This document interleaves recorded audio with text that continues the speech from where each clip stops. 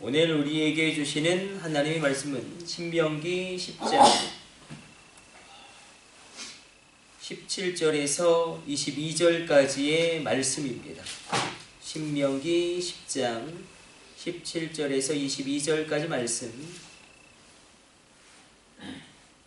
우리 같이 읽습니다. 너희의 하나님 여호와는 신 가운데 신이시며 주 가운데 주시오 크고 능하시며 두려우신 하나님이시라. 사람을 외모로 보지 아니하시며 뇌물을 받지 아니하시고 고아와 과부를 위하여 정의를 하시며 나그네를 사랑하여 그에게 떡과 옷을 주시나니 너희는 나그네를 사랑하라. 전에 너희도 애굽 땅에서 나그네 되었음이니라.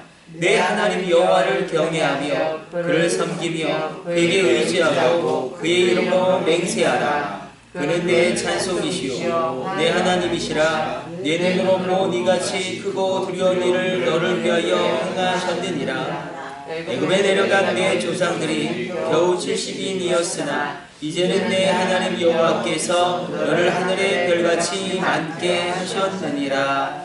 아멘. 오늘의 본문은 모세가 하나님에 대해서 이야기하면서 이스라엘 백성들 가운데 하나님을 너희가 더 체험해야 한다라고 권면하는 말씀입니다. 하나님을 더 놀랍게 체험해라. 그러니까 애굽이라는 나라는 그 애굽의 정치적인 것도 그렇고 문화적인 것도 그렇고 다신론적인 세계관이죠. 수많은 신들이 있습니다. 그리고 여전히 그 문화적인 흐름 가운데 있는 이스라엘 백성들 가운데 이 표현은 신 가운데 신이시고 주 가운데 주시다. 이것은 유일하신 여호와 하나님이시다. 이것을 그들에게 다시금 풀어서 설명하는 것입니다. 그 하나님께서 사람을 외모로 보지 아니하시고 뇌물을 받지 아니하시고 고아와 과부와 나그네를 사랑하시니 너희도 그렇게 행하라 말씀하십니다. 대표적인 약자죠. 구약에서 고아와 그리고 과부와 나그네를 너희가 돌보면 내가 그것을 나에게 한 것으로 인정하겠다. 그렇다고 무조건 약자 편에 서라는 말씀은 아니고 무조건 약자 편에 서라는 말씀 아니고 인간의 전적인 부패와 타락이 있기 때문에 하나님 편에 서서 그들을 도우라는 것입니다. 무조건 약자가 옳지 않을 때도 분명히 있죠. 인간은 악한 존재이기 때문에. 그리고 사람들은 어떻게 우리가 호의를 계속 하다 보면 그 호의가 당연한 것이 아님에도 불구하고 마치 당연한 것처럼 받아들이고 자신의 권리인 양 그렇게 오만하게 굴기가 참 쉽습니다. 그래서 하나님은 나를 사랑하기 때문에 그들을 사랑하는 것이지 그들을 휴머니즘 그런 측면에서 접근하는 것을 굉장히 경계하십니다. 하나님을 너희가 더 깊이 체험하기 원한다. 주님께 너희가 더 가까이 다가가기 원한다. 그것을 재차 강조하고 있습니다. 그리고 20절의 말씀은 율법의 말씀인데 여호와의 이름으로 너희가 맹세하라. 여호와 하나님을 경외하고 그를 섬기고 그에게 의지하고 그의 이름으로 맹세하라. 이 율법은 예수님에 의해서 사실은 어찌 보면 변경되었다고도 표현할 수 있겠고 폐지되었다고도 말할 수 있겠죠. 너희가 하나님의 이름으로 맹세하지 말아라. 맹세하지 말아라. 하늘로도 맹세하지 말고 땅으로도 맹세하지 말고 예루살렘을 향하여 하나님의 이름으로 맹세하지 말아라. 이렇게 주님은 이 모세율법을 변경 내지는 폐지시킴으로 그렇게 완성하십니다. 그러나 이름은 굉장히 중요하죠. 이름이라는 것은 오노마 활동명사인데 그 이름 자체가 움직인다.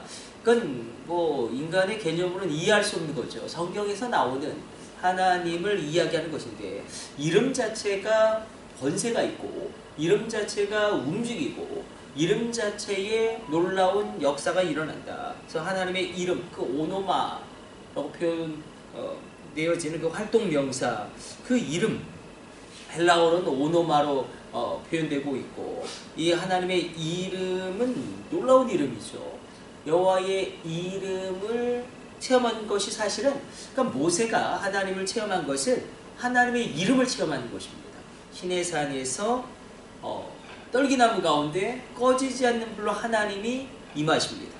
그때 하나님이 모세에게 뭐라고 이야기하냐면 나는 스스로 있는 자. Who I am, who I am. I am who I am. 나는 스스로 있는 자다. 그렇게 말씀하심으로 말미암아 그것이 사실은 여호와 이름의 뜻이죠. 여호와라는 이름의 뜻은 나는 스스로 있는 자. 내가 되게 할 일을 되게 하는 자.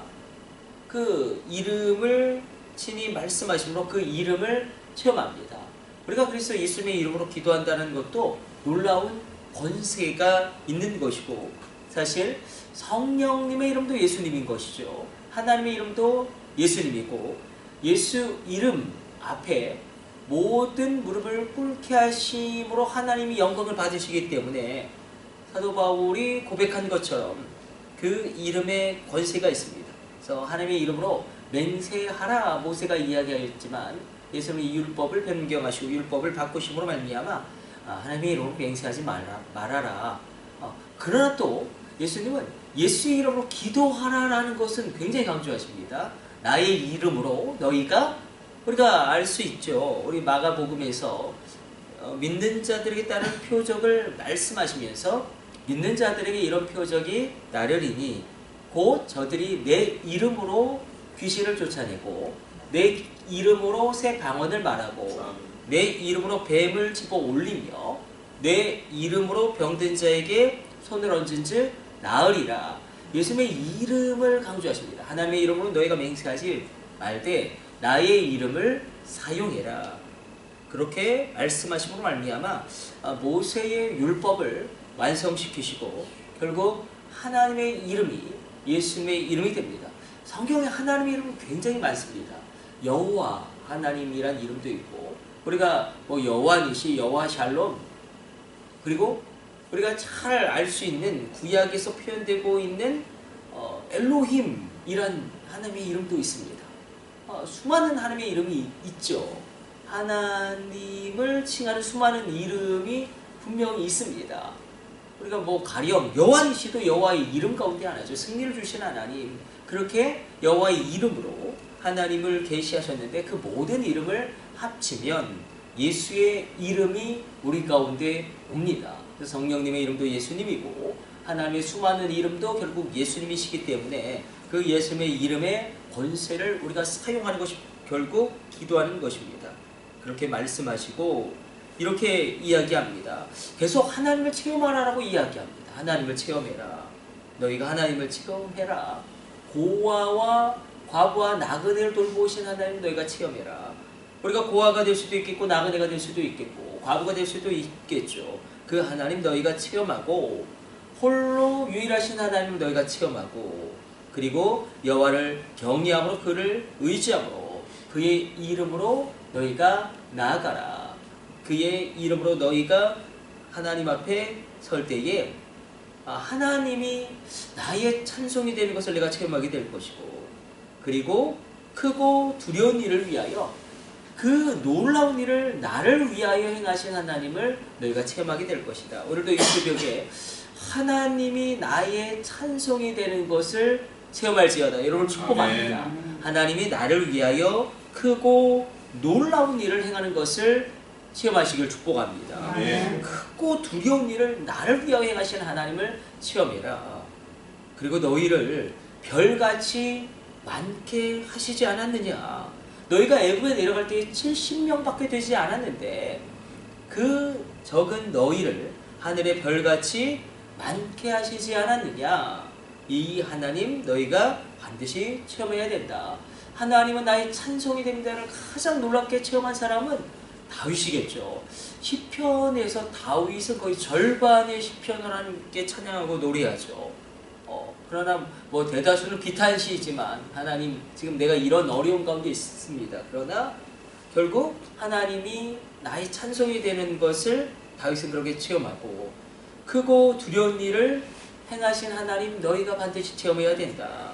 그리고 너희를 별과 같이 많게 하신 하나님을 체험해라. 그래서 우리 병우가 별과 같이 많은 후손을 남길 것입니다.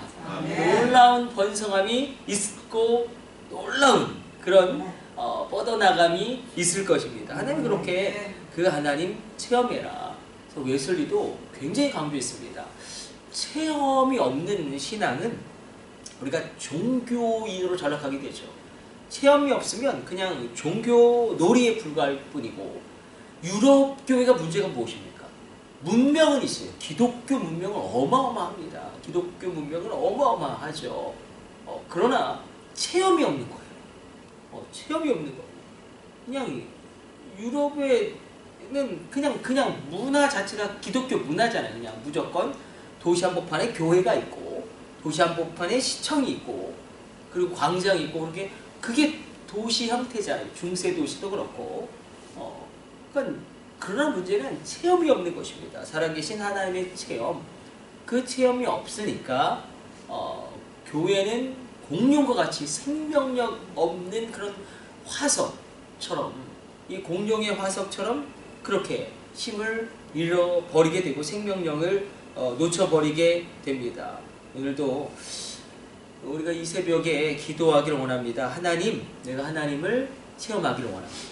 하나님을 놀랍게 체험하게 하여 주옵소서. 고아와 과부가 나그네를 돌보신 하나님, 내가 체험하기를 원하고, 모든 것 위에 뛰어나신 하나님 내가 체험하기를 원하고, 하나님이 나의 찬송이 되신다는데 그 하나님 나로 체험하게 하여 주옵소서. 나를 위하여 나의 자녀들을 위하여 크고 두려운 일을 행하신 하나님 체험하게 하여 주옵소서. 하늘의 별과 같이 우리 후손들을 빛나게 하시고 창성하게 하시는 그 하나님 내가 체험하게 하여 주옵소서.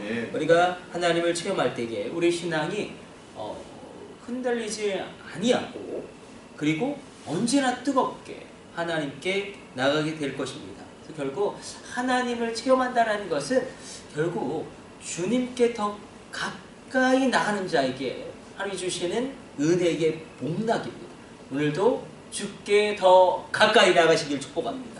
주님께 더 가까이 다가갈수록 하나님을 체험하게 될 것이고, 웨슬리 목사님 이야기처럼 이 체험이 없는 신앙은 죽은 신앙이겠죠.